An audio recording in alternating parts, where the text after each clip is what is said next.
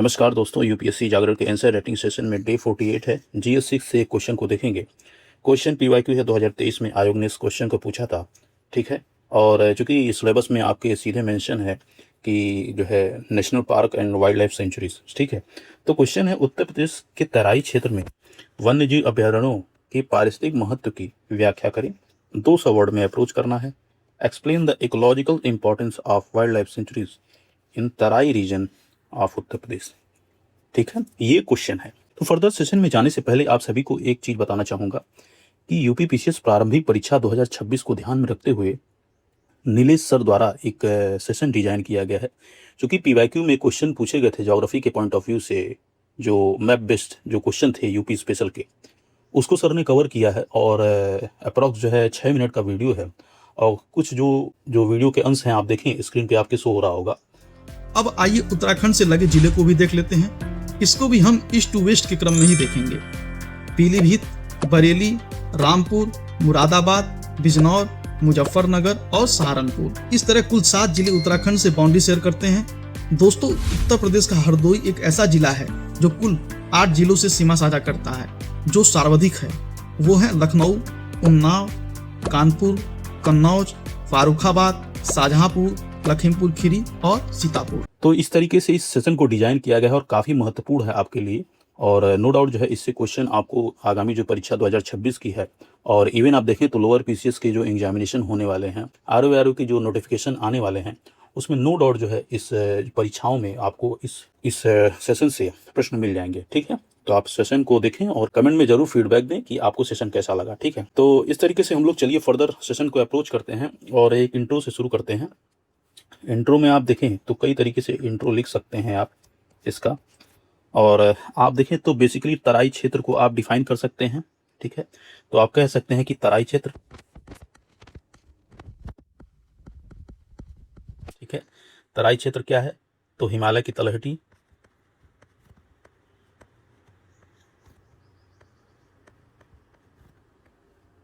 ठीक है, आप सभी जानते हैं कि फुटहिल्स में है, और जो कि आप देखेंगे तो शिवालिका के दक्षिण में है।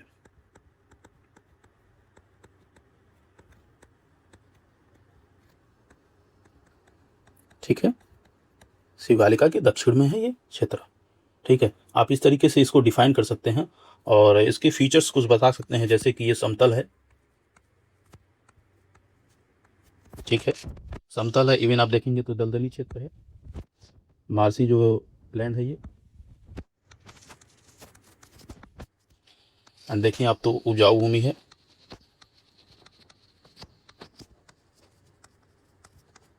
ठीक है, जो कि आप देखेंगे तो पश्चिम में यमुना नदी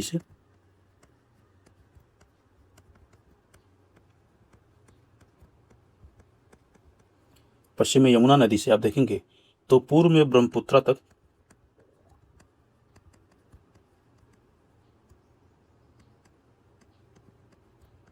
नदी तक विस्तारित है। ठीक है, ठीक है, ये एक इंट्रो हो गया आपका। बेसिक इन्फॉर्मेशन से आपने शुरू किया इंट्रो को।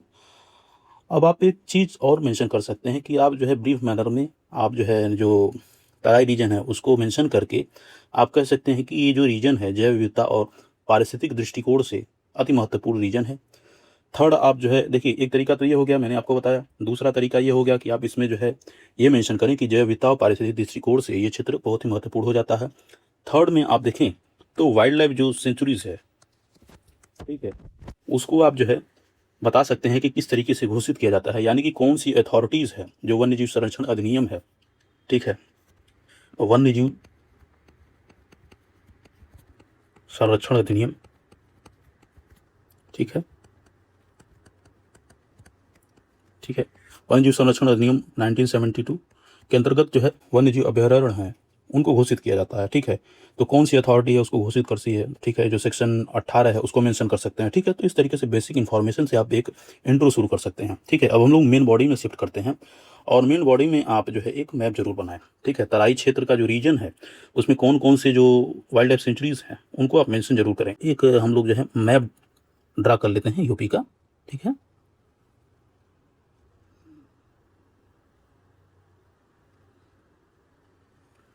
ठीक है, ये कुछ यूपी का मैप हो गया और आप एक एक चीज़ें मेंशन करें कि देखें, फर्स्ट आप देखें तो लखीमपुर खीरी में, ठीक है, किशनपुर वाइल्ड लाइफ सेंचुरीज,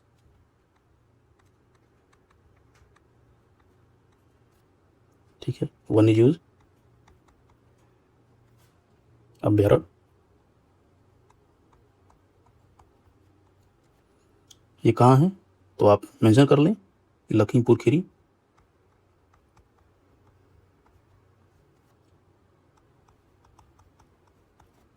एक ये हो गया आपका। नेक्स्ट आप मेंशन करें कतरनिया घाट, कतरनिया घाट,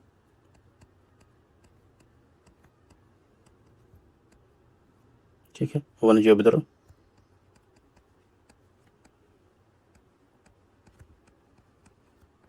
ठीक है। इसको मेंशन करें बहराइच में, बहराइच का जो रीजन है वहाँ पर ये वाइल्ड लाइफ सेंचुरीज है। नेक्स्ट आप मेंशन कर लें जो गोंडा, श्रावस्ती और बलरामपुर क्षेत्र में पड़ता है, आप उसको मेंशन करें सुहेलवा वन्यजीव अभ्यारण्य,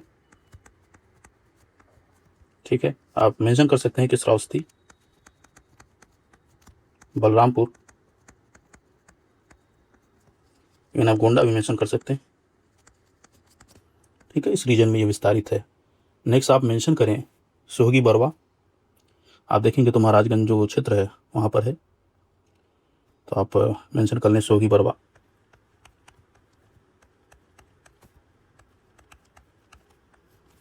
ठीक है, वन्यजीव अभ्यारण्य,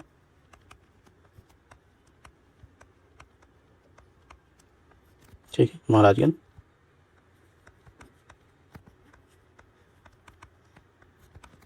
ठीक है। इस तरीके से आप लोगों ने तराई रीजन में जो भी वाइल्ड लाइफ सेंचुरीज हैं उनको मेंशन किया, आप इसे एक बॉक्स में कर देंगे, ठीक है, और इस तरीके से बॉक्स में करके और नीचे मेंशन करेंगे कि आपने तराई क्षेत्र के जो वन्यजीव अभ्यारण्य हैं उनको दिखाया है फिगर में, ठीक है। अब हम लोग मेन बॉडी में जो है जो भी क्वेश्चंस हैं, जो डिमांड्स हैं, उनको फुलफिल करने का प्रयास करेंगे। एक हेडिंग डालेंगे आप, मेन हेडिंग पारिस्थितिक महत्व,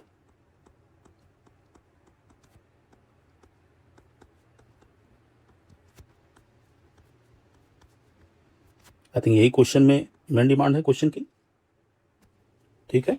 एक हम लोगों ने मेन हेडिंग मेंशन किया, अब हम लोग चीज़ों को मेंशन करते हैं। फर्स्ट पॉइंट पे आप मेंशन करें कि आखिर क्या पारिस्थितिक महत्व है जो वन्यजीव अभ्यारण्य है।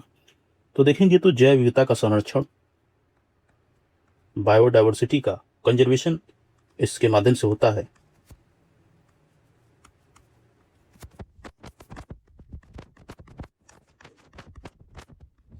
ठीक है, जैव विविधता का संरक्षण। जैसे कि आप देखें तो एशियाई गैंडा,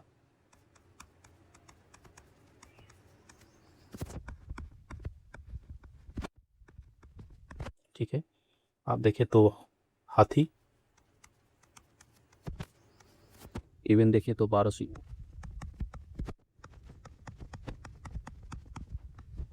ठीक है, आप घड़ियाल देखें,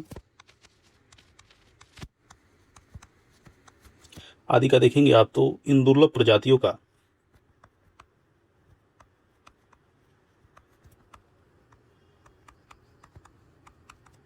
ठीक है संरक्षण।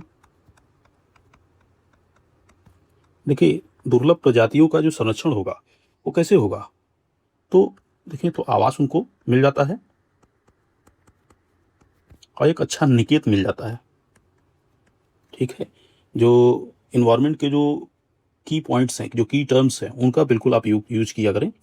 और नो डाउट जो है जो भी क्वेश्चंस जिस तरीके से फ्रेम किए जाते हैं उस तरीके से, यदि देखें ज्योग्राफी का क्वेश्चन है तो आप ज्योग्राफी का कीवर्ड यूज करें, जो पॉलिटी का क्वेश्चन है उसमें पॉलिटी का जो कीवर्ड्स है जरूर यूज किया करें, ठीक है। तो उसका कीवर्ड का इफेक्ट पड़ता है आपके आंसर में, ठीक है। सेकंड मेंशन करें आप जलवायु नियमन, यानी कि जलवायु का भी ये रेगुलेशन करता है, नियम तो किस तरीके से करता है, तो देखेंगे तो जो जो डेंस फॉरेस्ट होते हैं, घने जंगल जो होते हैं, घने जंगल देखें तो कार्बन सिंक का कार्य करते हैं,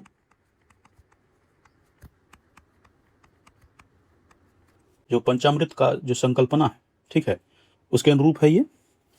और देखें तो कार्बन डाइऑक्साइड को अवशोषित करता है।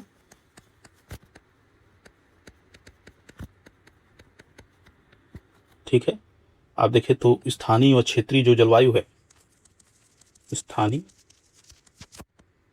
और क्षेत्रीय जलवायु,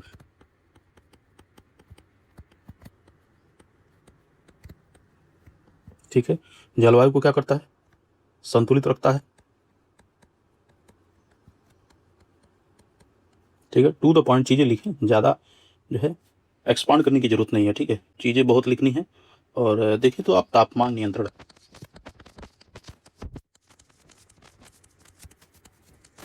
ठीक है, तो इस तरीके से देखें आप तो जलवायु जो नियमन है उसको भी ये करता है। नेक्स्ट आप मेंशन करें थर्ड पॉइंट में पारिस्थितिक संतुलन।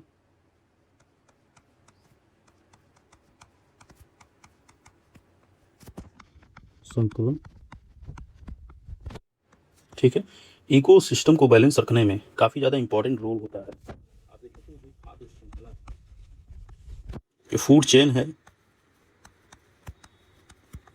ठीक है, और साथ में देखें खाद्य जाल, ठीक है, दोनों को संतुलित रखता है। ठीक है, आप फोर्थ पॉइंट में मेंशन करें कि जल नियमन का भी कार्य करता है।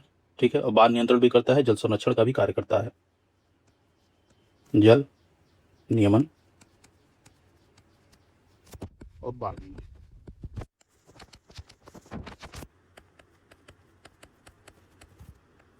देखेंगे तो बाढ़ के लिए एक जो है नेचुरल बैरियर के रूप में कार्य करता है। ठीक है, प्राकृतिक जो अवरोधक है उसके रूप में ये देखें तो कार्य करता है।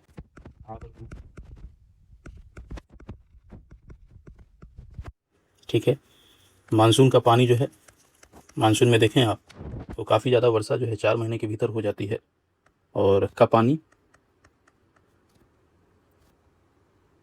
सोखता है,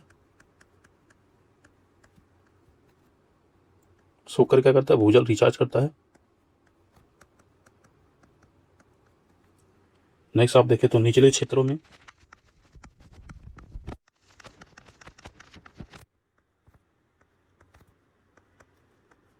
बाढ़ जोखिम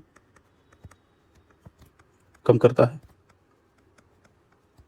ठीक है, देखें आप तो एक बफर जोन का कार्य करता है। ठीक है, बफर जोन का कार्य करता है। इवन आप देखेंगे तो बहुत ही इंपॉर्टेंट रोल इसका होता है जो सॉइल कंजर्वेशन है, मृदा संरक्षण है, उसमें आप देखें तो 5th नंबर में आप मेंशन करें मृदा संरक्षण।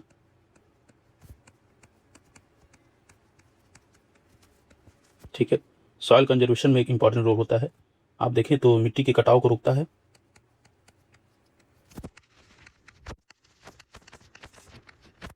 ठीक है, देखिए तो नदियों में गाद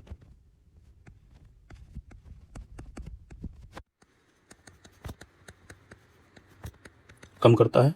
ठीक है, इस तरीके से आप लोगों ने 5 पॉइंट मेंशन किया।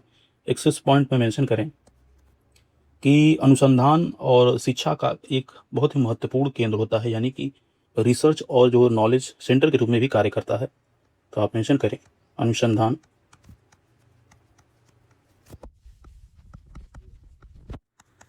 शिक्षा का केंद्र। किस तरीके से, तो आप देखें तो तेजी से क्लाइमेट चेंज हो रहा है, जलवायु परिवर्तन।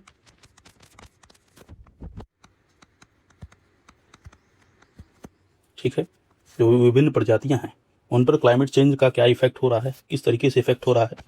ठीक है, उनको अध्ययन करने में, अनुसंधान करने में, वन्य जीव व्यवहार का अध्ययन। ठीक है, महत्वपूर्ण है। इवन आप देखेंगे तो वैज्ञानिकों के लिए ये जो लिविंग लेबोरेटरी है उसके रूप में कार्य करता है। ठीक है, तो आप मेंशन कर सकते हैं वैज्ञानिकों और छात्रों जो भी शोधार्थी हैं के लिए लिविंग लेबोरेटरी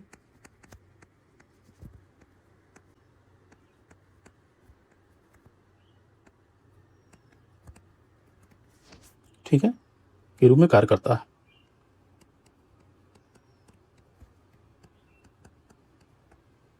आप देखें तो इको टूरिज्म को प्रमोट करता है। क्वेश्चन पारिस्थितिक महत्व के कॉन्टेक्स्ट में था, तो आप इसको भी मेंशन कर सकते हैं, इको टूरिज्म को प्रमोट करता है।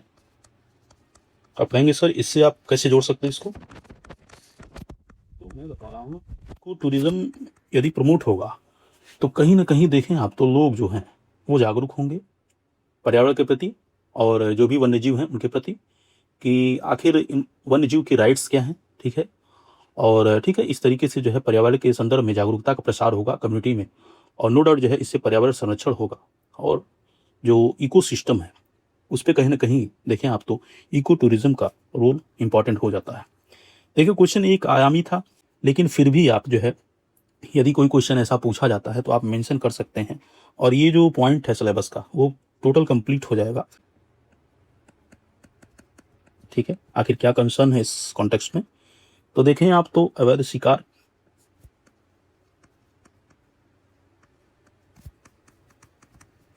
ठीक है, दिन प्रतिदिन आप देखेंगे तो जो वन्य जीव हैं उनके अंगों का जो है तस्करी की जाती है, तो आप देखें तो अवैध शिकार को मेंशन कर सकते हैं। मुझे घटना याद आ रही है, जो गिर राष्ट्रीय उद्यान है उसमें आप देखेंगे तो 2007 में एक जो है केस आया था, जो एशियाटिक जो लायन थे उनकी जो है अवैध शिकार की गई थी, तो आप उसको उदाहरण के रूप में मेंशन कर सकते हैं। ठीक है, गिर राष्ट्रीय उद्यान में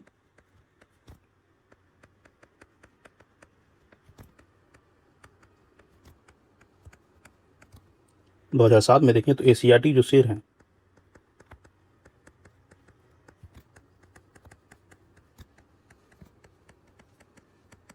आप नेक्स्ट मेंशन करें कि जो विदेशी आक्रामक प्रजातियां हैं,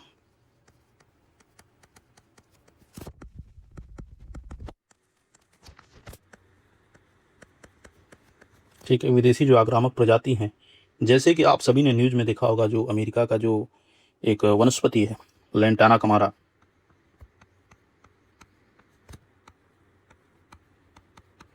ठीक है, ठीक है, एक विदेशी प्रजाति थी और आक्रामक प्रजाति थी, जो कि जो है जैव विविधता का हनन कर रही थी। आप मेंशन कर सकते हैं मानव और वन्य जीव संघर्ष, जो आप न्यूज चैनलों में और न्यूज़ के माध्यम से आप परिचित होंगे इससे, मानव और वन्य जीव संघर्ष। ठीक है, इसका एक एग्जांपल आप देखें तो काजीरंगा में जो वन हॉर्न राइनो है, ठीक है, उसके कॉन्टेक्स्ट में दे सकते हैं। और मानव वन्य जीव संघर्ष आप तो देखते होंगे कि तेंदुआ जो है गांव क्षेत्रों में घुस जाते हैं, और ठीक है, उन्मूलन आप देखें तो सरदार सरोवर,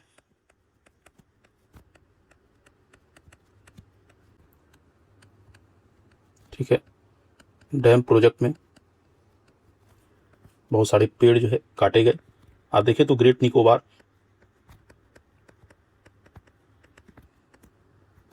प्रोजेक्ट, ठीक है, इसमें भी पेड़ काटने की बात हो रही है। आप देखें तो प्रदूषण एक बहुत ही कंसर्न का सब्जेक्ट हो जाता है। ठीक है, जो बहुत सारे जो हैजार्ड केमिकल्स हैं, देखें आप तो सिंगल यूज जो प्लास्टिक है,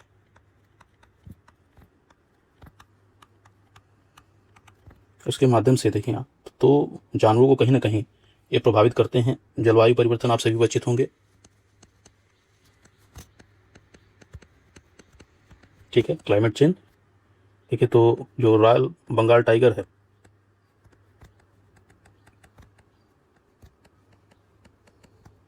ठीक है, ये हम लोगों ने इस दोनों आयाम को टच किया, और एक हम फर्दर कंक्लूजन पर बढ़ेंगे,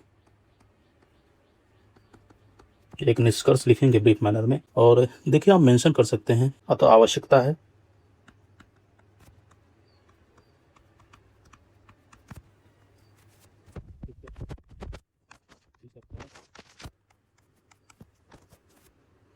और स्थानीय समुदाय,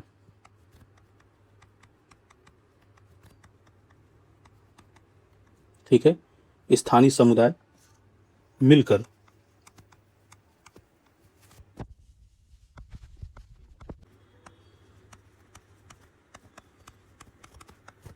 ठीक है कि संरक्षण, प्रबंधन और इको टूरिज्म।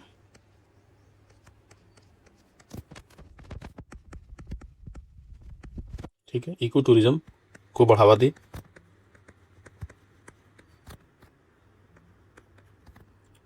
इको टूरिज्म को बढ़ावा दे ताकि पारिस्थितिक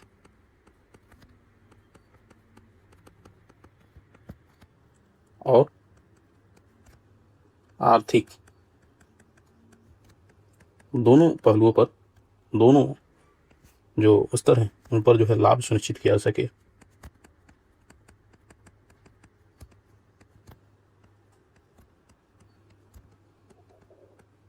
ठीक है, यानी कि कहने का कॉन्टेक्स्ट ये है कि हम जो है संरक्षण के कॉन्टेक्स्ट में कम्युनिटी को भी कहीं ना कहीं जो है इससे जोड़ें।